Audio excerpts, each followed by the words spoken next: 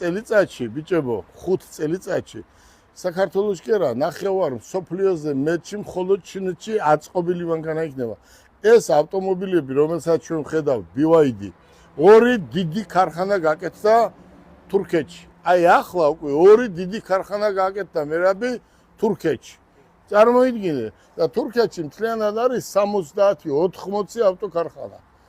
ჩვენ მაინც გავაკეთებთ ერთ ავტოქარხანას და ორს. ახლა კიდე რისი თქმა მინდა ბიჭებო.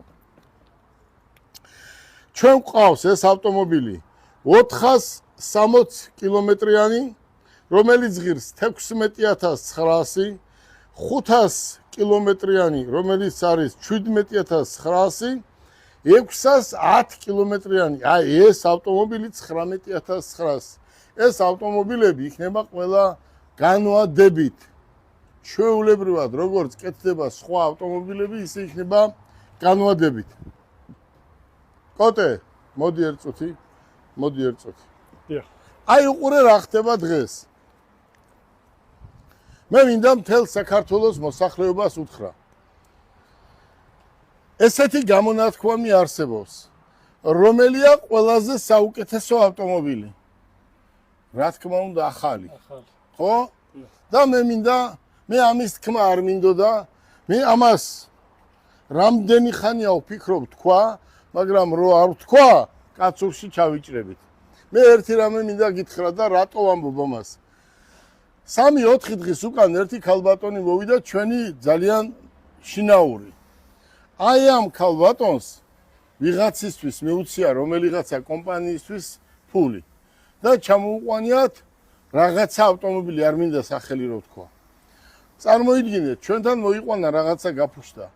უყურეთ, ჩვენ ვნახეთ გიორგი ერთი რამ. მერაბი, მოდი. სვიადი, მოდი. აი ბიზნესი რა არის? მაგრად უნდა იცოდე ავტომობილი. როგორც ავტომობილს შევხედე, არ მომეწონა. თუ არა და 3 წლის მანქანა იყო და გადახდილი ქონდა $29000. და უყურე რა გამოდგა. ცხვირი ავტომობილის გამოდგა დუბაიდან მოტანილი ცხვირი. უკანა ნაწილი გამოდგა ამერიკიდან მოტანილი. აქ სადღაც შეუერთებიათ, გადაუღებიათ და მისცეს იმკაც დააკავეს ხელში რა კარგ ავტომობილს გაძლევო. ეს ერთი. მეორე მთავარი ავტომობილისთვის რა არის? თუ ფული გააქვს, წადი და იაფიანი ავტომობილი იყიდე და ახალი იყიდე. არ იყიდო ეს დანამტვრევი ავტომობილი.